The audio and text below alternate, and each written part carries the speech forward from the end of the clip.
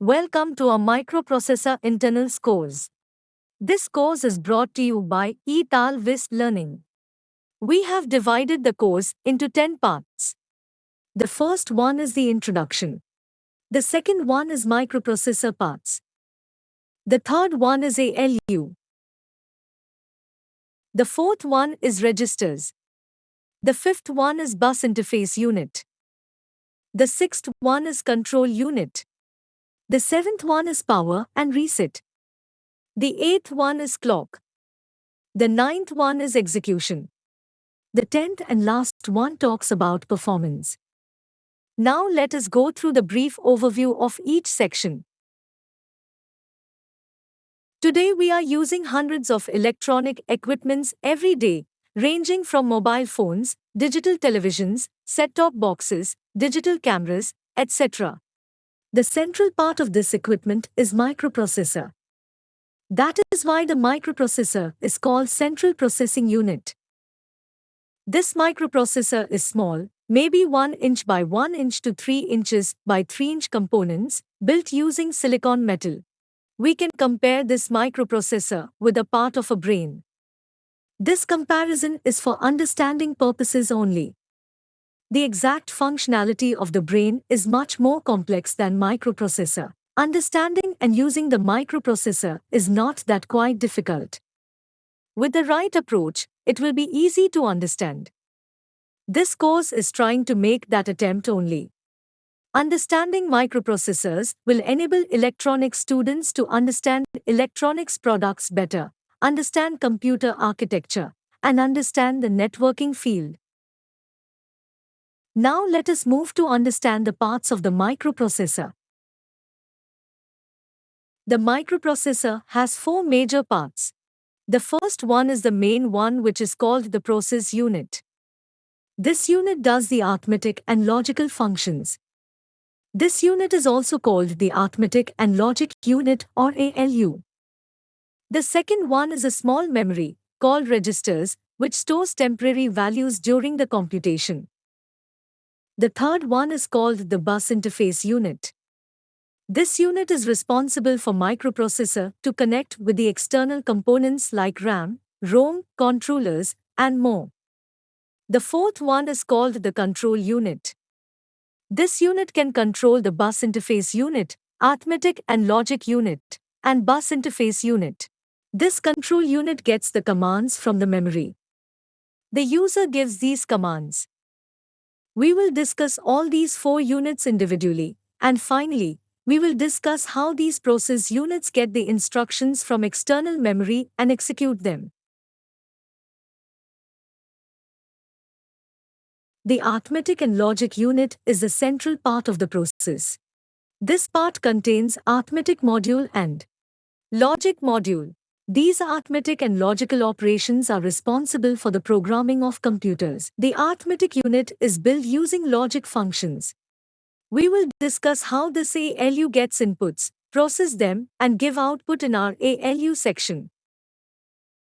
Understanding this unit will help you to understand the microprocessor. All the other units are to support these 2 units. Registers are nothing but memories. These registers are generally called R0, R1, R2, etc. Sometimes they are also called A, B, C, etc. ALU operations use these registers to store the temporary results. When the microprocessor reads the data from memory, it uses registers only. Microprocessor reads from memory and write to register. Microprocessor reads from register and write to memory. In the register section, we are going to discuss what is inside the register and how their construction. The bus interface unit is the one which connects the microprocessor with the memory and controllers. Without memory, microprocessor cannot execute instructions. Without controllers, microprocessor cannot connect with the device. Also, bus interface unit is responsible for using or releasing the bus, so the controllers can use the memory. Let us discuss this more in depth in bus interface unit section. The control unit is the one which controls all the units by controlling the signals. Based on the user command, the control unit issues the control signals to the ALU, control signals to registers and control signals to bus interface unit. The command given to the control to the unit is also called opcode, operation code. For every operation, this control unit gives unique signals. In the control unit section, we will discuss how this control unit generates signals using the command input. Power and reset are the most critical inputs for microprocessors. The power supply should be ripple-free and supply enough current to the processor with proper voltage. Once all the microprocessor parts get the proper voltage, the microprocessor should start from a known state. We call this known state a reset state. The reset generator circuit keeps the reset signal active until all the processor parts get the proper voltage. We are going to discuss this in our power and reset section.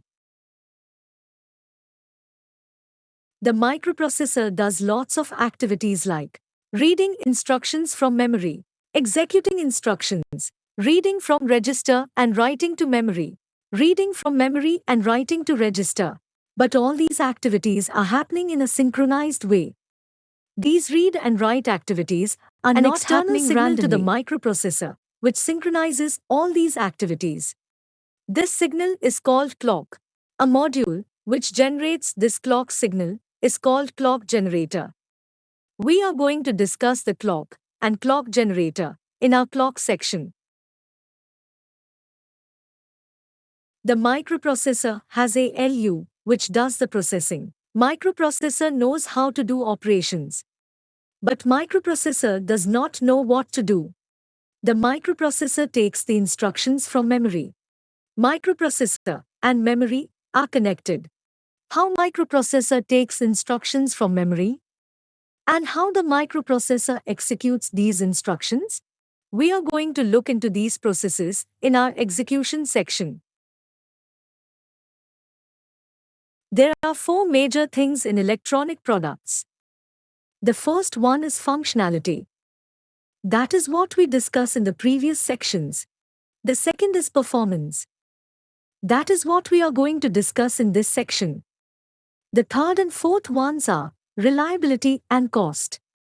We will discuss reliability and cost in our other courses. Now let us see the major factors influence the performance of microprocessors. The first factor is clock speed.